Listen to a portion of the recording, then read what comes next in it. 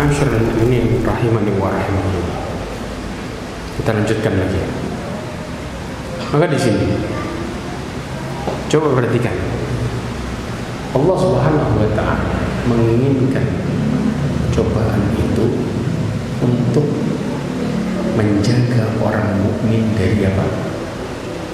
Kebablasan. Ya.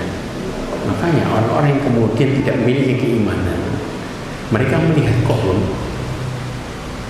mereka yang tidak memiliki keyakinan kepada Allah dengan benar, mereka melihat korun merupakan orang yang sangat beruntung. Apa buktinya? Coba ayat 79-nya dibaca.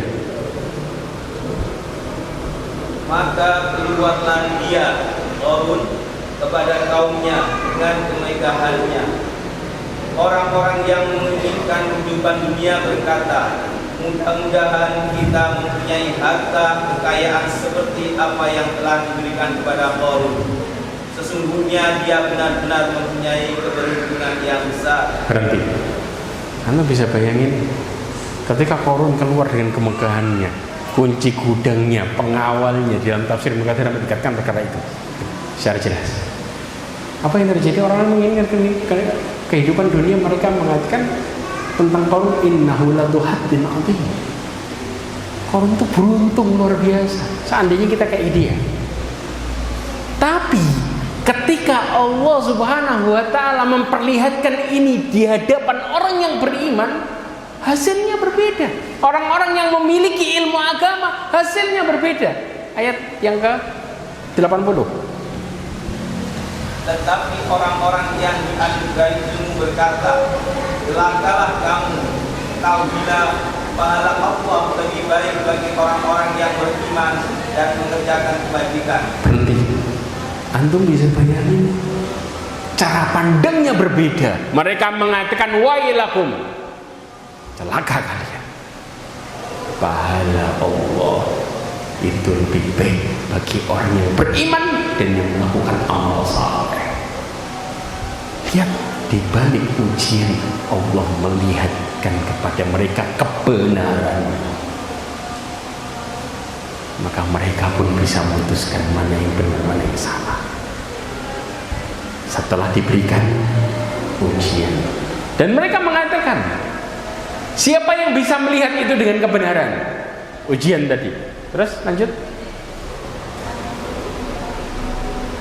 Maka kami benamkan dia Sebelum itu kan ayatnya masih belum selesai. dan pahala yang besar itu hanya diperoleh oleh orang-orang yang sabar. Perhatikan ya ikhwah, wala yulaqaha illas sabirun. Dan tidak didapatkan perkara ini kecuali bagi orang yang sabar. Maka Allah tunjukkan kebenaran dengan diberikan kesabaran. Artinya, ini masalah semua ini selesai dengan satu solusi, sabar. Mau dari yang paling menakutkan sampai yang ke bawah. Bahkan Syekh Abdurrahman Ibn Nasir As-Sa'di mengatakan, manfaat dari cobaan dan ujian bukan untuk menghilangkan keimanan seorang hamba yang beriman, dan tidak untuk memalingkan mereka dari agamanya, karena Allah tidak menyia-nyiakan keimanan kaum muslimin, kaum mukminin. Jelas? Maka di sini apa? Ketakutan dari musuh-musuh, kelaparan dengan sesuatu yang sedikit dari keduanya, apabila Allah menguji mereka dengan seluruh ketakutan dan kelaparan, niscaya mereka akan binasa. Artinya ujian yang terjadi cuma sedikit. Allah enggak membinasakan mereka. Itu buktinya. Kalau kita dikasih ketakutan dan kelaparan yang sebenarnya, yang dahsyat, mati. Kita sudah nggak ada di mana pun. Tapi bukan itu yang terjadi. Sebesar apapun ujian itu, subhanallah, kita masih bisa hidup. Subhanallah, teman-teman kita yang kena ujian, mereka diberi ujian bisa hidup, Allah berikan mereka kehidupan. Ketika ujian menimpa mereka, tapi ujian itu hanya sedikit. Bahkan juga dikatakan kekurangan harta, seluruh kekurangan yang bersangkutan dengan harta, baik bencana dari langit, subhanallah, tenggelam, kemudian kedoliman raja-raja, perampokan jalanan yang merampas hartanya, kekurangan jiwa, orang-orang yang dicintainya, baik hilangnya anak, karib kerabat, teman sejawat, semuanya mereka sekitar kita meninggal. Ini merupakan kekurangan jiwa, ditinggalnya orang-orang yang kita cintai. Kemudian juga buah-buahan berupa apa? Hasil panen, yaitu ketika dirundung kebakaran, penyakit dari langit berupa hama dan yang lainnya. Tapi semua ini manusia dibagi dalam dua golongan. Ini yang Allah maksud hasilnya. Siapa mereka? Yang pertama, orang-orang yang berkeluh kesah terhadap cobaannya, dan yang kedua, sabar. Kita bicara yang pertama. Orang-orang yang tidak sabar mendapatkan dua musibah. Musibahnya jadi double. Kenapa? Karena solusinya hilang. Solusinya apa? Sabar. Dicabut sama Allah, musibahnya tambah dua. Yaitu apa? Hilangnya sesuatu yang dicintainya, yaitu adanya musibah tersebut, dan hilangnya sesuatu lebih besar dari yang pertama, yaitu pahala dengan menunaikan perintah Allah, kesabaran. Sesuatu yang dicintainya tadi hilang dengan cobaan, betul? Yang kedua, pahala yang Allah mau kasih hilang juga. Kenapa? Karena sabarnya hilang. Makanya ya ikhwah, saya mau menjelaskan, kalau kita bicara musibah, kita bicara tiga komponen. Yang ini sudah ya.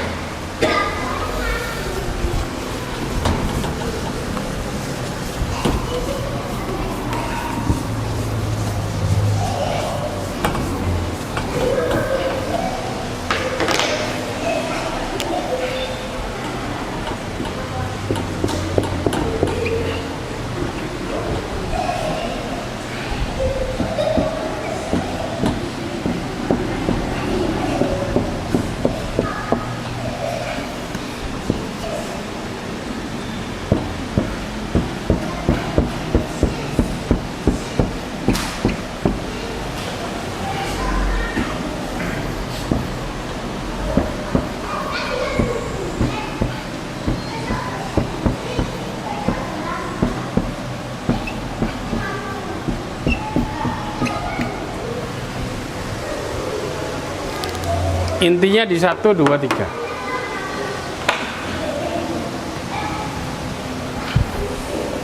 Maksudnya apa? Coba perhatikan baik-baik. Ya, ini perkara saya ingin menjelaskan ini di yang kelima, tujuan musibah. Ya, coba, kenapa hubungannya iman sama musibah apa? Rasulullah SAW menjelaskan dalam hadisnya, yang di hadis ini disahihkan oleh Albani dalam kitab As-Sahihah, disebutkan asyaddun nasi bala'an. Rasulullah ketika ditanya, ya Rasulullah, man asyaddun nasi bala'an? Rasulullah mengatakan al-anbiya, thumma al-amthal fal-amthal. Kemudian yang sepertinya dan sepertinya. Kemudian Rasulullah mengatakan, kata Rasulullah, yubtalar rajulu ala hasabi dini. Seseorang diuji berdasarkan agamanya, yaitu keimanannya. Jelas? Jadi besarnya ujian tergantung besarnya iman. Dikatakan fa in kana fi dinihi salban, atau dikatakan juga fa in kana dinahu salban ishtadda bala'ah. Kalau agamanya semakin kuat, ujiannya semakin tebal, kuat. Wa in kana fi dinihi riqatan ubtuliya ala hasabi dini. Kalau agamanya rapuh, tipis, maka diuji berdasarkan agamanya. Kira-kira ujinya tebal, kuat apa ringan? Ringan. Makanya kadang-kadang ada orang yang mengatakan saya ini bisa melewati ujian, tapi kecil-kecil, dan dia ngakunya imannya kuat. Gak sesuai ya. Orang yang imannya kuat, cobaannya juga kuat. Tapi ini juga berkaitan dengan pahala. Di dalam hadis riwayat Imam Tirmidzi, Rasulullah SAW mengatakan inna idhamil jaza ma'a idhamil bala. Di yang lain disebutkan min idhamil bala. Sesungguhnya besarnya pahala tergantung besarnya cobaan. Berarti apa? Cobaan hasilnya pahala. Kalau cobaannya besar, pahalanya juga besar. Kalau cobaannya kecil, pahalanya juga kecil. Kita bicara pertolongan Allah kepengen besar, tapi minta cobaannya kecil, mimpi. Jadi ini kaitannya. Kalau pahalanya besar, pertolongan Allah juga besar. Coba dibuka ya, surat An-Nisa 67.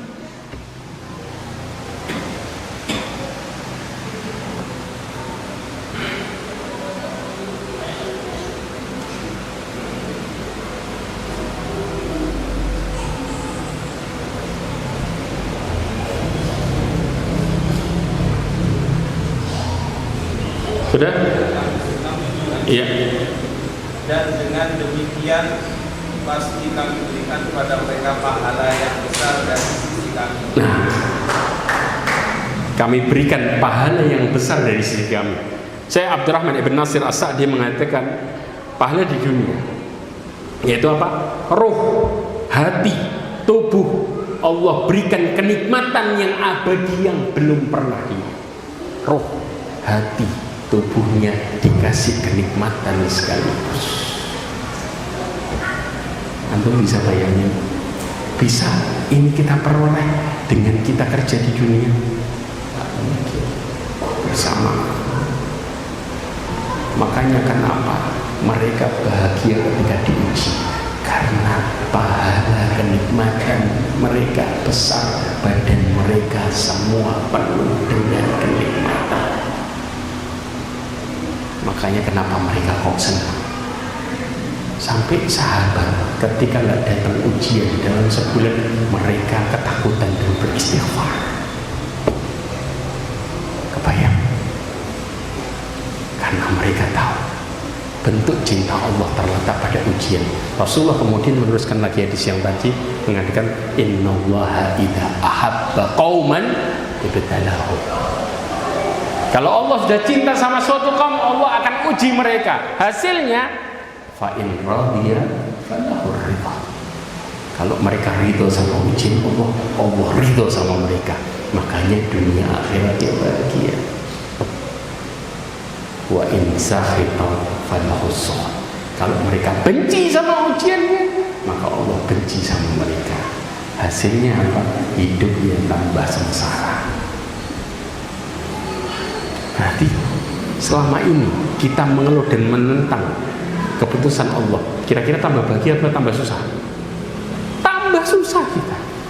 Karena itu hasilnya. Ini kaitan antara murka dan ridha. Jelas ya? Maka kita nggak akan pernah nyesel diuji kalau kita tahu ilmunya. Di sini disebutkan oleh Syekh Abdurrahman ibn Nasir As-Sa'di mengatakan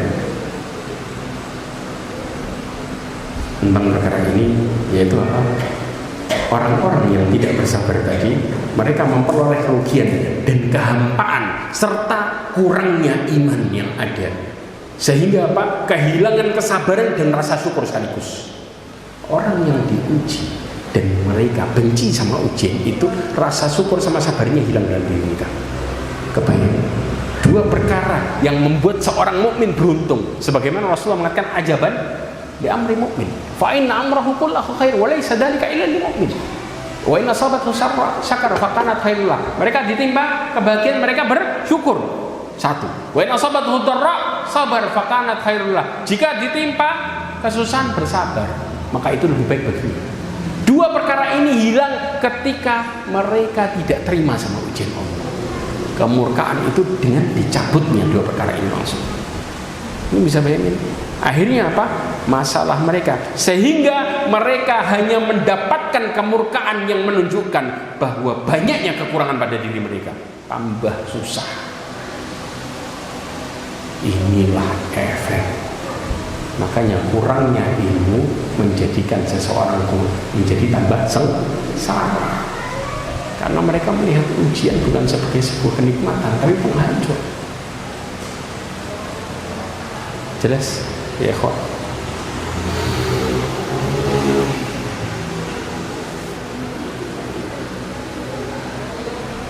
Kemudian kita masuk dalam perkara tujuan musibah. Masih dalam perkara tujuan musibah. Perhatikan baik-baik.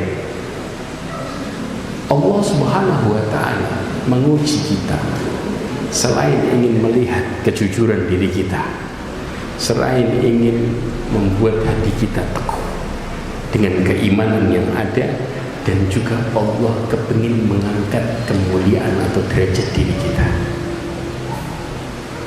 Ada sebuah hadis Rasulullah SAW yang diriwayatkan oleh Imam Ahmad, ya, kemudian dihasankan oleh Syekh Syuaib Al-Arnaud. Dikatakan idza sabaqat lil abdi minallahi manzilah, kalau Allah Subhanahu wa ta'ala telah menentukan derajat bagi hambanya, lam yablugha bi amali, dan tidak mencapainya dengan amalnya. Allah menginginkan derajat hambanya tinggi, tapi amalnya di bawah. Pakai apa? Gini, ya, Allah menginginkan hambanya mulia, tapi amalannya sampai sini. Karena kalau kita bicara amalan, kita bicara dua perkara, al-ittiba dan ikhlas.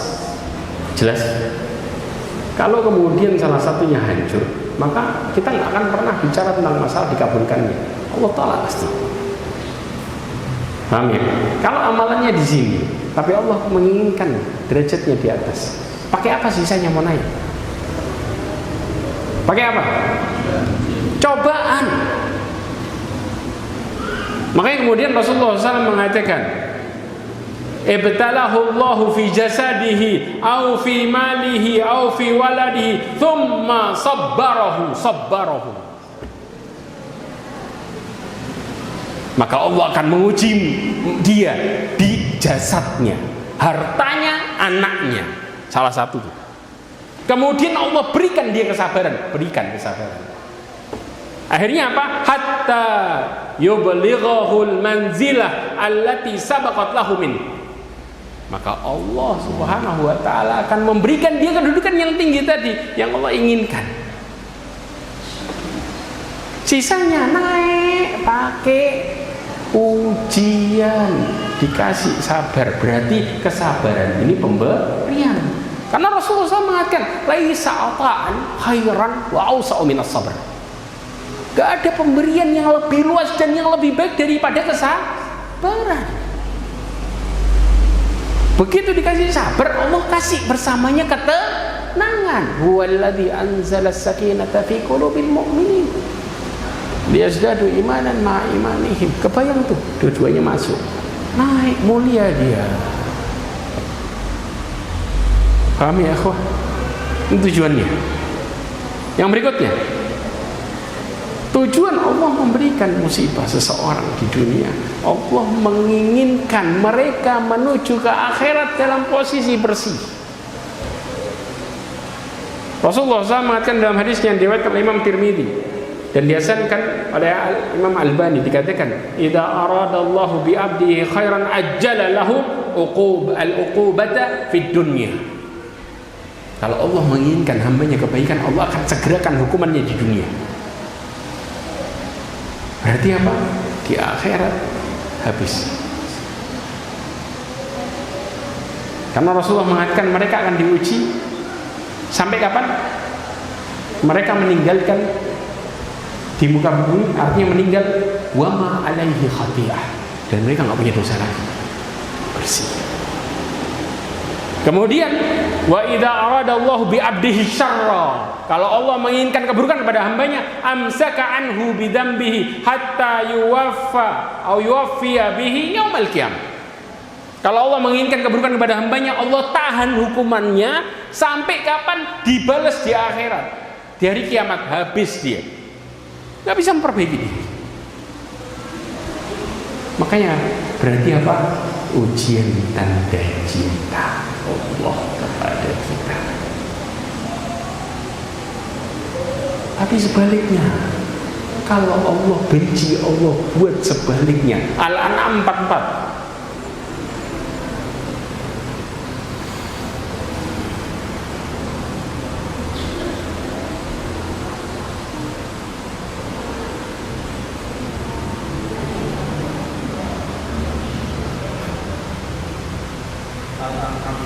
Ya. Maka ketika mereka melupakan peringatan yang telah diberikan kepada mereka, kami pun membukakan semua pintu kesenangan untuk mereka, sehingga ketika mereka bergembira dengan apa yang telah diberikan kepada mereka, kami siksa mereka secara tiba-tiba. Maka ketika itu mereka terdiam putus asa. Perhatikan ya, Pak. Ini sejalan dengan hadis Rasulullah SAW. Rasulullah mengatakan, idza ra'aita Allah ta'ala yu'til abda minad dunya ma yuhib wa huwa muqimun 'ala al-ma'siyah fa inna dzalika min istidraj. Rasulullah mengatakan, kalau engkau melihat Allah memberikan kepada hambanya dari dunia, syaratnya di situ, apa yang dia mau. Tadi kan ketika dia mulai melupakan, fatahna alaihim abwaaba kulli syai', kami bukakan segala pintu kenikmatan. Melupakan peringatan Allah, dibukain. Kalau sudah lupa, apa yang dilakukan? Kemaksiatan. Dibukain semua kesenangan. Puncaknya kapan? Hatta idza farihu bima utu, ketika mereka senang sama apa yang dikasih. Kadang-kadang mengatakan, kalau Allah benci sama saya, kenapa doa saya mustajab? Subhanallah, doanya semuanya dunia. Sampai ulama mengatakan Allah tidak memberikan mereka kesempatan untuk bersyukur, dikasih terus sampai nikmat yang dikasih sejalan dengan maksiatannya. Maksiatnya 5, nikmatnya 5. Semakin gede maksiatnya, semakin gede nikmat. Allah mengatakan ujung-ujungnya apa? Akhadnahum baghtatan, kami siksa mereka mendadak. Disiksa, dibuat su'ul khatimah. Faidahum mublisun, mereka hanya terdiam dalam posisi putus asa, tidak bisa memperbaiki diri lagi. Maka Allah sudah benci. Tapi kalau Allah cinta, Allah kasih mereka cobaan. Sekarang pertanyaannya, mana yang mau kita pilih? Dibukain dunia sampai lupa, atau diingetin biar ingat nggak kebablasan? Jelas. Kalau kita bilang mana yang kita pilih, musibah atau istidraj? Kamu ya, Pak. Kemudian orang yang banyak cobaannya, mereka akan menjadi pusat perhatian dari kiamat dan mendapatkan kemuliaan. Rasulullah SAW mengatakan dalam hadis yang diriwayatkan Imam Tirmidzi, dihasankan oleh Albani di dalam As-Sahih, disebutkan, la yawaddanna ahlul afiyah yaumal qiyamah anna juludahum quridat bil maqarib. Orang-orang yang afiyah, yang sehat, maksudnya apa? Mereka dikasih kemudahan sama Allah SWT, ya. Dapat keluarga yang luar biasa, usahanya naik, penuh dengan kenikmatan, dapat kemudahan. Yang satunya cobaan kok sih. Tapi mereka bersabar.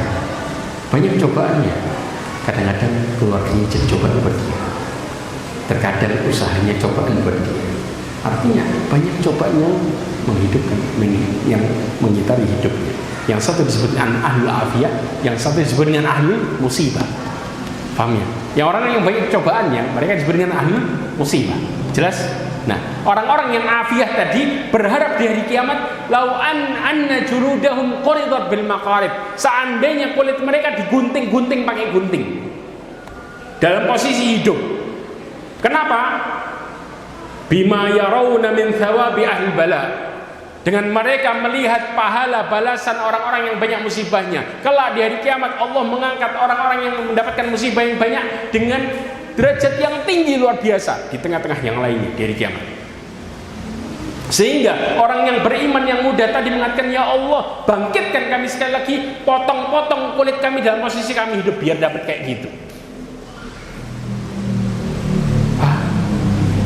Mereka nyesal, kenapa saya dulu kok nggak diuji, banyak ujian biar dapat kayak gitu. Mereka melihat dengan menghadapkan wajahnya ke langit, saking tingginya kedudukan orang-orang yang dapat musibah yang banyak. Maka siapa yang beruntung di sini? Mereka yang mendapatkan musibah yang itu banyak. Makanya orang miskin tadi walaupun punya satu baju senang, karena mereka tahu Allah memberikan mereka kenikmatan, bahkan kenikmatan yang kekal kelak. Pahamilah ini. Jadi kita senang sesaat di dunia, sesaat. Berapa tahun? 60, 70 tahun. Rasulullah mengatakan dari si amaru ummati ma baina sitin ila sabiin qalil ma yajuz dzalik, sedikit yang melewati itu antara 60 sampai 70 tahun. Paham ya ikhwah? Maka inilah saat keberuntungan datang dengan datangnya musibah. Dengan syarat Allah berikan kita sabar, maka mintalah kesabaran kepada Allah SWT. Rasulullah mengatakan, wa may yatasabbar yusabbirullahu alaihi. Barang siapa yang berusaha bersabar, mereka berdoa minta kepada Allah, Allah berikan kesabaran. Ya.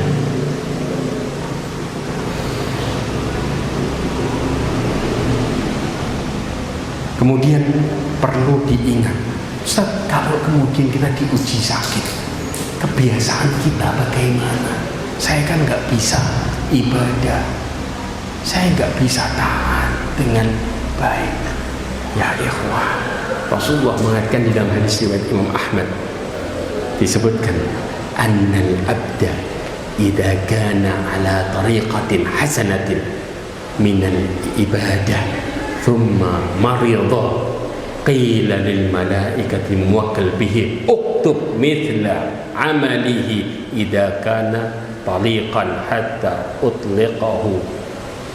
Dikatakan sesungguhnya seorang hamba apabila amal ibadah seorang hamba itu baik, kemudian dia sakit, maka akan dikatakan kepada malaikat yang Allah utus, tulislah pahala amal perbuatannya seperti pahala amal perbuatan di waktu dia dalam posisi sehat. Pahalanya masih jalan. Hilang nggak dia? Subhanallah. Jelas. Maka inilah keberuntungan orang-orang yang diberikan musibah. Wallahu a'lam bishawab. Mudah-mudahan ini semua menjadi motivasi untuk kita semua. Dan naudzubillah min dzalik, berlindunglah kepada Allah kalau musibah terbesar terjadi. Apa musibah terbesar? Musibah dalam agama. Kalau judulnya masih dunia, masih aman.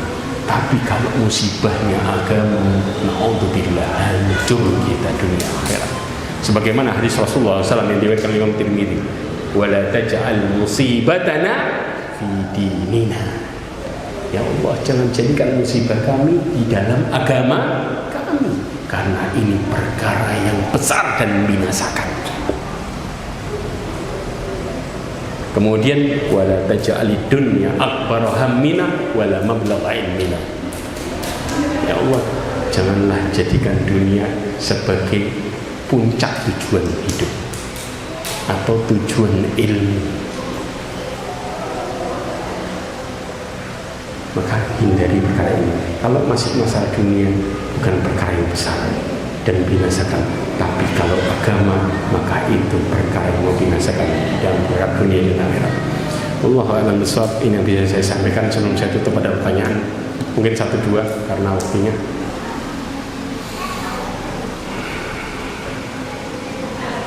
Fadhil ya.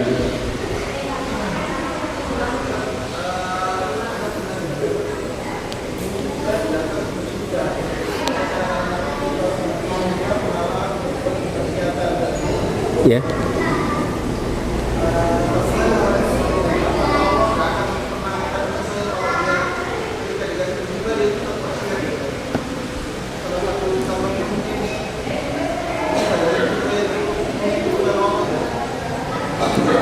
Ya, musibah dalam perkara musibah di atas musibah, nyelesain musibah pakai maksiat, ya benar.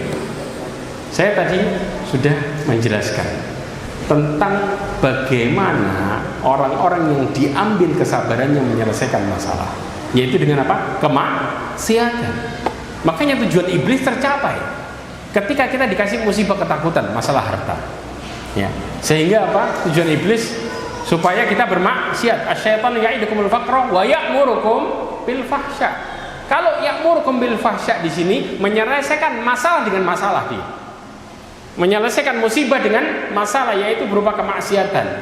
Sehingga orang yang bermaksiat tadi, apa hasilnya? Kesabarannya akan terkalahkan dengan hawa nafsu. Sebagaimana perkataan Ibnu Qayyim al-Jauzi. Penyebab seseorang melakukan sesuatu yang haram, yang kedua adalah mereka terkalahkan sabarnya dengan hawa nafsu dan akalnya tertutup. Ini penyebabnya apa? Menyelesaikan musibah dengan kemaksiatan sesaat. Kita tahu ya ikhwan, maksiat itu nggak akan pernah membuat pelakunya bahagia. Yang ada mereka tambah sengsara. Saya kasih contoh, berapa banyak orang-orang yang jauh dari Allah SWT. Makanya Allah berfirman, ya, sekarang kita bicara kenapa orang sering seperti ini. Sebenarnya jawabannya di kajian besok pagi. Detailnya kita akan berbicara besok pagi tentang permasalahan ini jalan kebahagiaan. Detailnya di situ. Tapi saya sekarang ingin menjelaskan sedikit saja. Sering seseorang melakukan perkara ini karena mereka berteman dengan yang salah. Ingat, orang kena musibah di posisi paling lemah. Di saat itu ada nasihat siapapun dia akan terima. Jelas ya?